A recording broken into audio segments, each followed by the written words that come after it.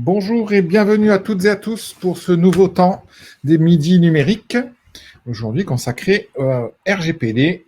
Et on s'est posé la question de savoir s'il faut nommer un délégué à la protection des données. Vous rappelez qu'on est en mode webinaire, mais que vous pouvez à tout moment activer vos caméras et micros pour monter sur scène et participer. N'hésitez pas. N'hésitez pas non plus, si vous le souhaitez, à poser vos questions dans l'onglet chat qui se trouve en bas à droite de votre écran. Et vous signalez que cette session est enregistrée et elle sera disponible en replay immédiatement sur le même lien ou avec quelques jours de différé, le temps qu'on la publie sur notre page YouTube. Les interlocuteurs du jour, eh bien, on a Tatiana Rack, qui est notre DPO ici au grade Innovation e-Santé Sud. On attend Christian Vialon, qui est ex-expert ANAP, je n'ai pas à me corriger, et qui est président de Resocial, acteur connu dans le médico-social, pour son rôle de DPO et de conseil en numérique. Moi-même et Mehdi Gasmi également sommes présents. Nadège Vanest et Marie-Aude Mathieu nous rejoindront probablement en cours de session. Ces sessions, eh bien voilà, un petit rappel du programme pour aller jusqu'à la trêve estivale. On vous propose aujourd'hui de parler donc de la désignation ou pas du délégué à la protection des données. On enchaînera avec deux autres sessions sur le registre de traitement et l'information aux usagers, toujours dans le contexte RGPD. Et puis un dernier point sur RGPD, sur l'analyse d'impact qui est nécessaire quand on fait du traitement de données sensibles. Ensuite, on poursuit avec un petit focus sur la gouvernance des systèmes d'information de manière globale, comment on gère nos prestataires de services, qui fait quoi, comment gérer ses contrats. On enchaînera sur deux autres sessions un peu dédiées à l'offre de services du grade pour le secteur médico-social, avec un focus un peu plus détaillé sur une offre PEPS, réseau de communication multiservice. On conclura la saison par deux sessions, une sur la cybersécurité. On sait que c'est un sujet hyper sensible, donc on va voir ce qui se passe dans l'actualité pour les acteurs du médico-social. Et on finira en beauté avec un sujet sur la télémédecine et quelques annonces probablement à faire sur les solutions et voir comment on peut déployer ça dans les établissements médico-sociaux, encore une fois. Tatiana, je te laisse prendre la main et nous dérouler tout ce support. Merci beaucoup Philippe. Bonjour à toutes et à tous. Donc la question qui nous intéresse aujourd'hui, comme Philippe l'a très bien précisé tout à l'heure, c'est la question de savoir si oui ou non une structure sociale ou médico-sociale doit désigner un délégué à la protection des données, un DPD. Avant de tenter de répondre à cette question, je vous propose de commencer par un rappel des missions qui sont celles du DPO. Ces missions sont définies par le RGPD, donc il n'y a pas besoin d'aller très loin pour les chercher. Donc c'est l'article 39 du RGPD qui les définit. Le DPO doit informer et conseiller le responsable du traitement, autrement dit la structure qui le désigne, et également il doit informer et conseiller les employés de cette structure sur leurs obligations respectives. Donc il a une fonction, une mission d'information et de conseil. Une fois que le DPO a informé, a conseillé, il a une autre mission qui consiste à contrôler la structure et plus précisément contrôler le respect de la réglementation, le respect par la structure et par ses employés de la réglementation relative à la protection des données à caractère personnel. Le DPO est sollicité lorsque la structure réalise une analyse d'impact relative à la protection des données. Analyse d'impact, c'est une analyse de risque. Et bien évidemment, le délégué à la protection des données doit avec l'autorité de contrôle qui est la CNIL en France, Commission nationale informatique et liberté, et c'est le DPO qui fait office de point de contact avec l'autorité de contrôle. Ça veut dire que lorsque la CNIL souhaite contacter la structure ou souhaite contrôler la structure, eh bien, sa porte d'entrée, son point de contact avec la structure, ça sera le DPO. Évidemment, pour assurer ces missions, il faut choisir la personne qui a les compétences nécessaires pour pouvoir assurer ces missions. Alors, quel est le profil souhaité pour un DPO? Eh bien, le DPO doit détenir à la fois une expertise juridique et technique en matière de protection des données personnelles. Le DPO, il est fortement souhaitable à ce qu'il ait une très bonne connaissance du secteur d'activité, donc en l'occurrence du secteur social et médico-social. Bien entendu, le DPO doit bien connaître l'organisation interne de la structure qui le désigne et il doit être familier, doit bien connaître les systèmes d'information de la structure qu'il a désignée ou qui envisage de le désigner en tant que DPO. Et ce qui est très important de comprendre pour la structure qui se pose la question concernant une éventuelle désignation d'un DPO, ce qu'il faut bien comprendre, c'est que désigner un DPO, certes, c'est quelque chose qui peut être très utile, mais c'est aussi, ce n'est pas anodin. Cette action, elle génère des obligations complémentaires pour le responsable du traitement, c'est-à-dire pour la structure qui procède à la désignation. Donc, en quoi consistent ces obligations pour la structure? Eh bien, la structure, d'une part, doit garantir au DPO une certaine indépendance de l'action et pour cela doit fournir au DPO les moyens nécessaires. En pratique, comment ça se traduit en pratique? Eh bien, en pratique, le DPO doit être associé en amont, de préférence, à toutes les questions relatives à la protection des données à caractère personnel. C'est ce qu'on a dit tout à l'heure, le DPO doit conseiller, doit informer. Donc en pratique, voilà, il doit être associé à toutes ces questions. Le DPO, bien entendu, doit bénéficier de moyens matériels et humains adéquats, adaptés à la taille de la structure et à ce qui est attendu de lui.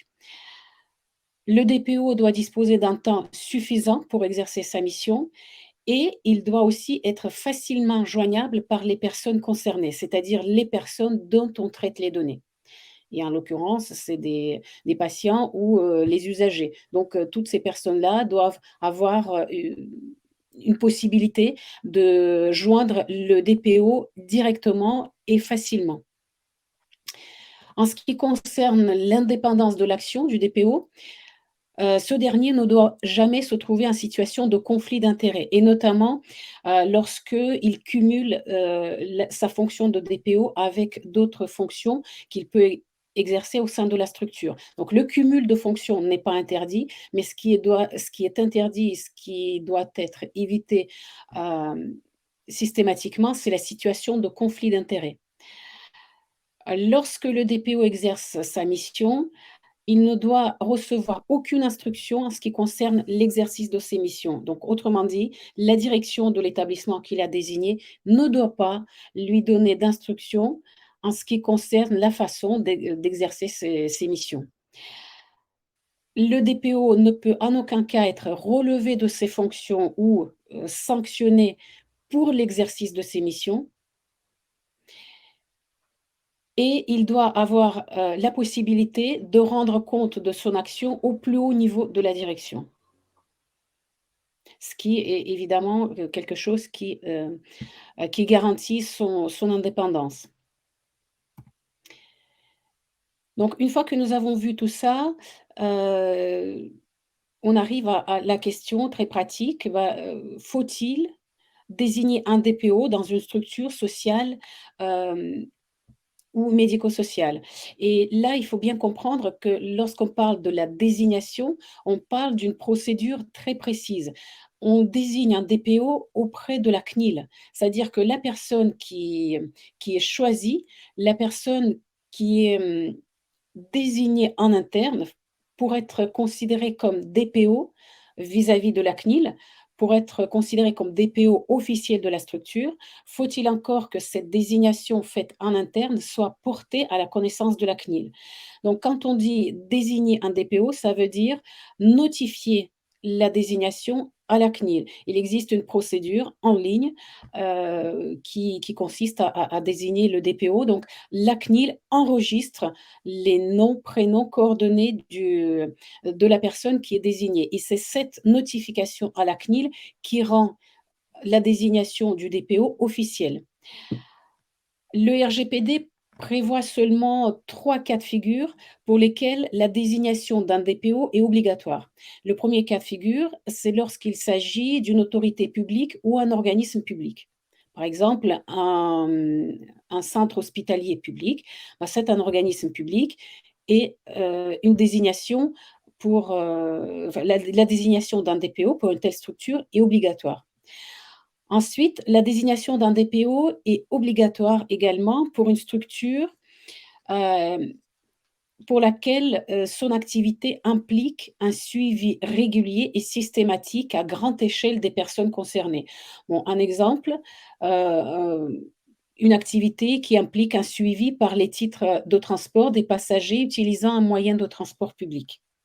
Donc, vous voyez, il y a un suivi régulier, systématique et un suivi à grande échelle. C'est-à-dire que tous les passagers qui utilisent un moyen de transport public, ils sont systématiquement suivis sur la base de leur titre de transport. Donc, dans un cas comme ça, la désignation d'un DPO est obligatoire. Et enfin, le troisième cas de figure, lorsque la désignation d'un DPO est obligatoire, c'est lorsque l'activité de la structure implique un traitement à grande échelle des données particulièrement sensibles. Donc des données particulièrement sensibles, par exemple les données de santé. Je reviens à titre d'exemple à mon exemple de tout à l'heure d'un centre hospitalier. Un centre hospitalier qui traite des données particulièrement sensibles, c'est-à-dire les données de santé, eh bien, la CNIL considère qu'un centre hospitalier traite ces données sensibles à grande échelle. Et donc, un centre hospitalier est tenu de désigner un DPO. En dehors de ces 3 cas de figure qui sont expressément définis par le RGPD, en dehors de ces cas, la désignation d'un DPO est facultative pour une structure. Mais quand on dit facultatif, on peut quand même se poser la question sur l'utilité. Certes, ce n'est pas obligatoire, mais c'est souvent vivement conseillé et en tout cas très utile. Et en ce qui concerne le secteur médico-social, donc vous avez compris que c'est pas si évident que ça de répondre à cette question. Donc par rapport aux 3 cas de figure que j'ai cités tout à l'heure, bah, un établissement social ou médico-social, il n'est pas forcément, ce n'est pas forcément un organisme public et l'établissement ne traite pas forcément les données à grande échelle. Certes, tous les établissements sociaux et médico-sociaux traitent des données sensibles, hein, dans une certaine mesure. C'est des données sensibles, des données qui concernent notamment l'état de santé des personnes. Maintenant, voilà, la question qui se pose surtout, c'est de savoir si oui ou non l'établissement traite les données à grande échelle. Et probablement que pour un petit établissement indépendant, autonome, la réponse est non et probablement qu'on ne peut pas dire que l'établissement traite ces données sensibles à grande échelle et donc, en application du RGPD, la désignation est plutôt facultative, la désignation d'un DPO. En revanche, pour des établissements, conséquents ou pour des établissements qui font partie d'un grand groupe, ben, on pencherait plutôt, pour une désignation plutôt obligatoire. Mais dans tous les cas, même lorsque on est dans un cas de figure, dans lequel la désignation n'est pas obligatoire, quand on regarde bien, la position, la doctrine de la CNIL, bien, on se rend compte que la CNIL encourage plutôt la désignation d'un DPO et encourage à désigner un DPO dans tous les cas. Et là, j'ai, sur la slide, je vous je cite, vraiment la mission de la CNIL, c'est ce que la CNIL précise dans son guide pratique RGPD, son guide qui est dédié aux délégués à la protection des données, justement. Donc, comme vous pouvez le constater, la CNIL précise que la désignation d'un DPO est recommandée dès que l'organisme rencontre des problématiques relatives à la protection des données. C'est-à-dire que dès lors que l'organisme traite des données à caractère personnel, ça veut dire que l'organisme se trouve en situation d'appliquer le RGPD, eh bien, dans ce cas-là, la CNIL recommande vivement de désigner un DPO. Maintenant, comme vous l'avez compris, désigner un DPO, ce n'est pas forcément simple parce qu'il faut, mettre en place une certaine organisation. Il faut trouver une personne qui, justifie, des compétences à la fois juridiques, techniques, des connaissances de la structure et cetera, et ce n'est pas si évident que ça, et encore moins pour une structure, de taille moyenne ou petite taille. Et de surcroît, pour une petite structure, même s'ils trouvent une personne qui a ce profil-là, peut-être qu'il n'y a pas forcément, matière à occuper la personne à temps plein. C'est pour ça qu'il existe plusieurs, possibilités pour, soit de désigner un DPO, soit quand même se faire accompagner ou mettre en place une organisation qui permet de se mettre en conformité au RGPD. Parce que ce qu'il faut bien comprendre, c'est là, aujourd'hui, on parle de la désignation officielle d'un DPO, mais ce n'est pas parce qu'on ne désigne pas un DPO, par exemple parce que la désignation, enfin, on fait toute l'analyse de la situation et on arrive à la conclusion que finalement, la désignation n'est pas obligatoire. Mais lorsqu'on est dans cette situation où la désignation d'un DPO n'est pas obligatoire, ça ne veut pas dire pour autant que la structure est dispensée de se mettre en conformité au RGPD. C'est-à-dire que dans tous les cas, il faut se poser la question de savoir où on en est par rapport aux exigences du RGPD et par rapport aux exigences de toute la réglementation relative à la protection des données. Et donc, quelles sont les solutions qui permettent de gérer cette problématique?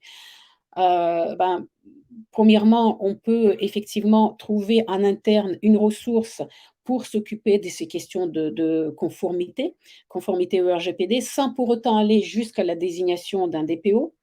Donc l'étape d'après, heu, comme vous l'avez compris, c'est de désigner un DPO interne, et c'est selon les besoins de la structure, soit c'est une personne qui exerce ses missions à temps plein, soit c'est une personne qui a d'autres fonctions au sein de la structure et qui cumule ces fonctions avec la mission, les missions du DPO, et dans ce cas-là, je le rappelle, il faut veiller à éviter tout conflit d'intérêts, et pour rappel, en principe, le représentant légal de la structure ne peut pas être, heu, DPO, ne peut pas assurer ses fonctions de DPO puisque le le représentant légal de la structure, il représente le responsable du traitement. Donc on ne peut pas être des 2 côtés de la barrière. On ne peut pas être à la fois responsable du traitement et DPO.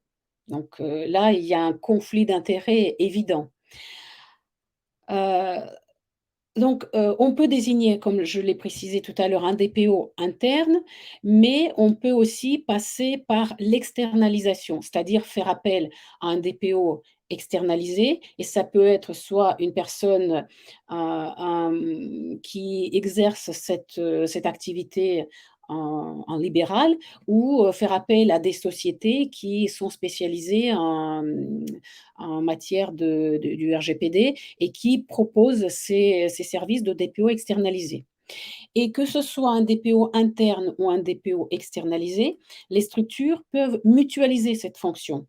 Ça veut dire que le DPO va être désigné, à la fois pour, plusieurs structures, et c'est d'autant plus, rationnel, je dirais, et intéressant lorsque les structures ont la même activité. Ça veut dire qu'ils ont la même activité, plus ou moins la même organisation à quelque chose près et qui, travaillent sur les mêmes sujets. Donc c'est dans un cas comme ça, c'est sûr que c'est, la mutualisation peut vite devenir intéressante, voire, rentable.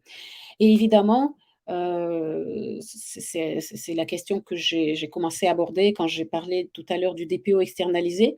On peut, sans, désigner un DPO externalisé, se faire accompagner par une structure ou par des professionnels externes. Donc on peut faire appel à des sociétés dont c'est le métier, la conformité au RGPD et vous avez aussi au niveau, régional, probablement certains d'entre vous le savent, vous avez, une cellule d'appui à la protection des systèmes d'information.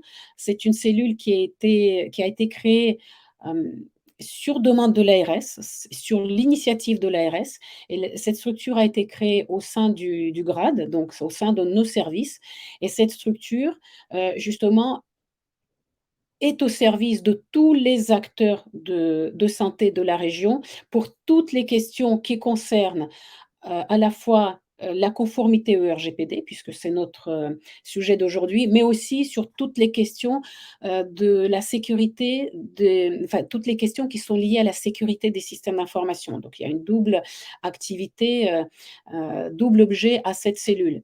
Donc, et les services de cette cellule, en tout cas à ce jour, sont gratuits pour les acteurs de la région puisque enfin, sont gratuits pour les acteurs, mais en réalité, ils sont préfinancés par l'ARS.